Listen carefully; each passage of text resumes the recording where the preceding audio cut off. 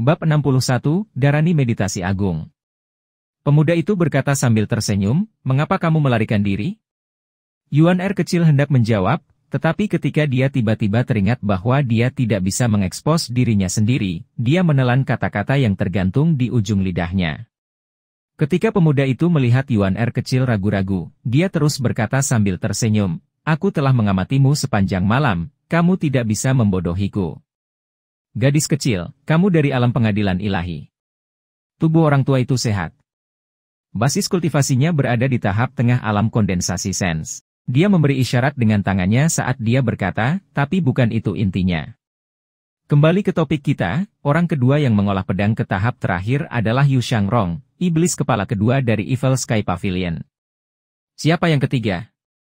Orang ketiga tampak jauh tetapi sebenarnya sangat dekat. "Kau ahli pedang, Chen Wenjie?" Lu Yao bertanya dengan bingung. Tidak.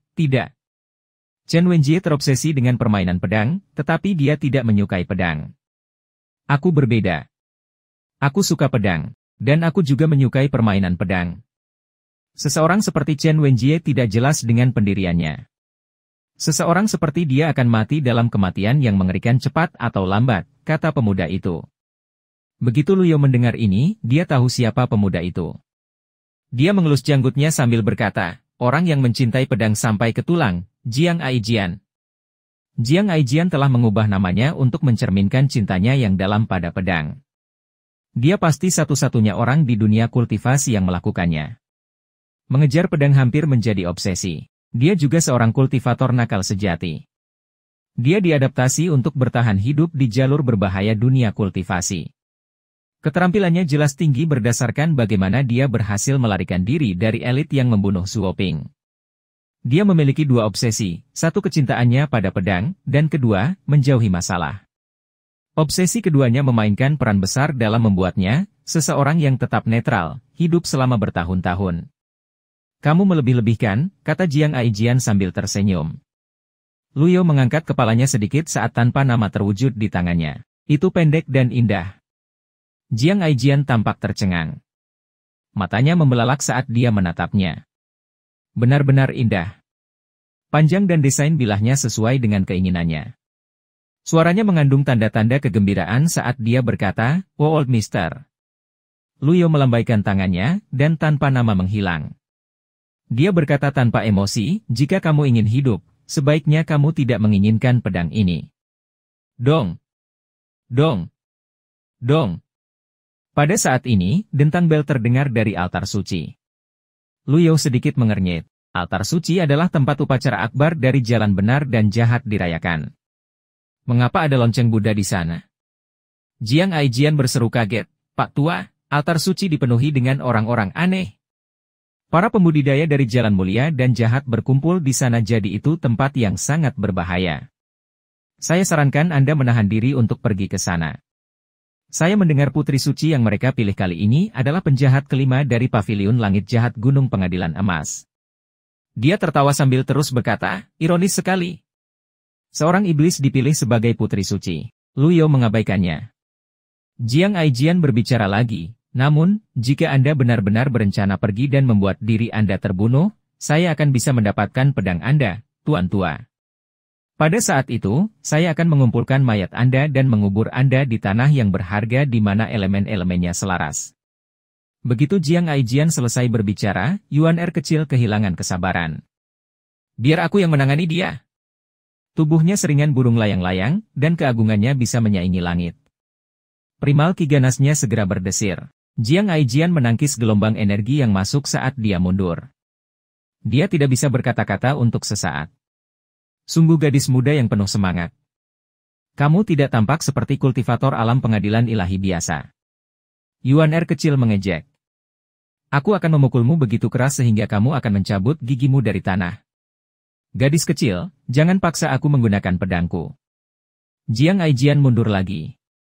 Dong! Dong! Bel berbunyi lagi dari altar suci. Itu berdentang dengan urgensi yang meningkat. Lu Yao melirik Jiang Aijian dengan acuh tak acuh. Dia hanya seorang kultivator nakal yang menyukai pedang. Tidak perlu menyia-nyiakan kartu item padanya. Dia menunjuk ke Yuan Er kecil saat dia berkata, Yuan Er, kita akan pergi. Tiba-tiba, suara gemuruh terdengar dari hutan terdekat. Tunggangan kolosal, Bei'an, melesat ke arah mereka. Raungannya membuat takut binatang buas di hutan menjadi berlari-lari. Aura King of the Beasts mengirimkan rasa dingin di tulang punggung seseorang. Jiang Aijian dikejutkan oleh pemandangan gunung legendaris itu. Dia dengan cepat menarik lengannya ke belakang dan melakukan flip sebelum dia mendarat di ujung jari kakinya. Dia bergerak mundur dengan kecepatan kilat, menghindari serangan Yuan kecil. Jadi, kamu elit. Mereka yang memiliki tunggangan legendaris tidak diragukan lagi adalah elit yang namanya saja akan mengejutkan masa.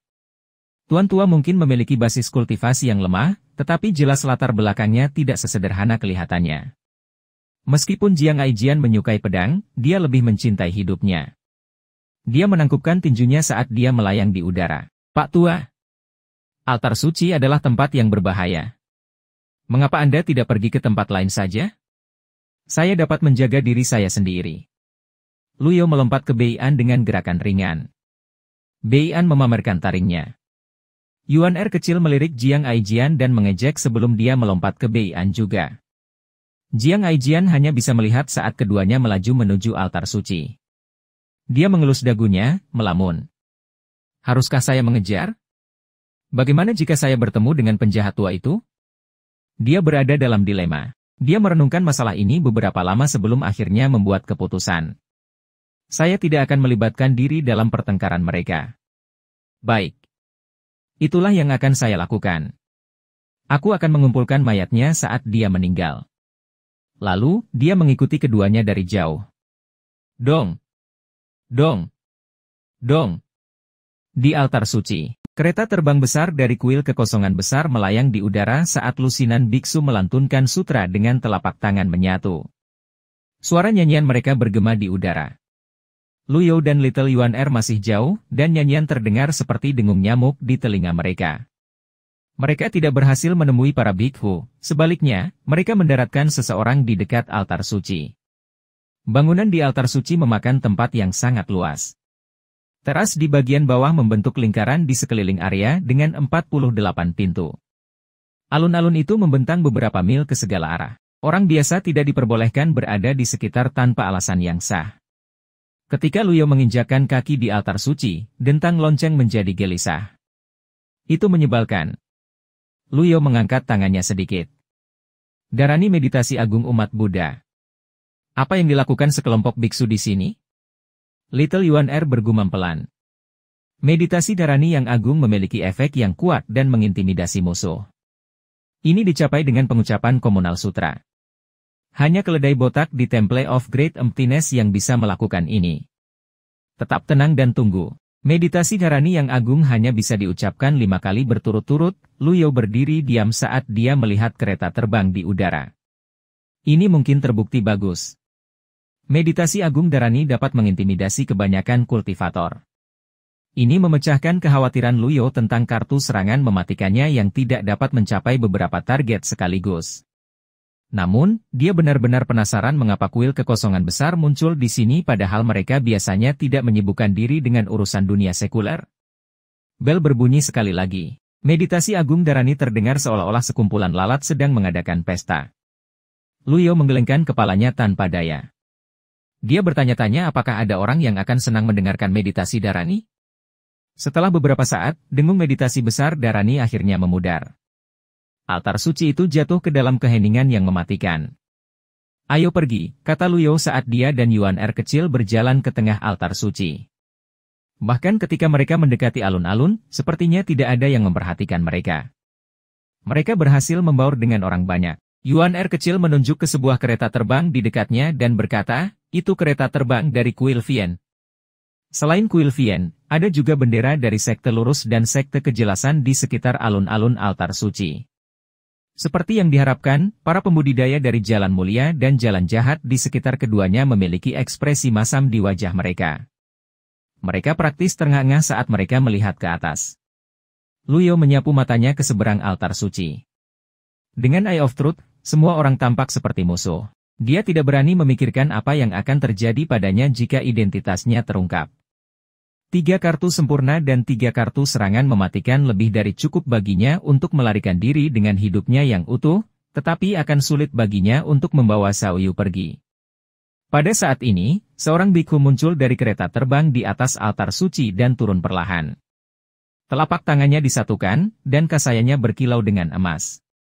Seseorang berteriak karena terkejut, Kong Xuan dari kuil kekosongan besar. Saat Kong Xuan perlahan turun, dia memproyeksikan suaranya. Kepala biara telah memutuskan bahwa putri suci dari upacara akbar saat ini, Xiaoyu, akan dibawa pergi oleh kuil kekosongan besar.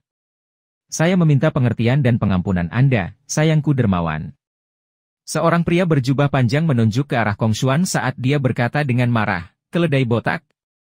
Bagaimana kami bisa membiarkan Anda mengambil putri suci hanya karena Anda ingin? Untuk apa Anda mengambil sekte lurus kami?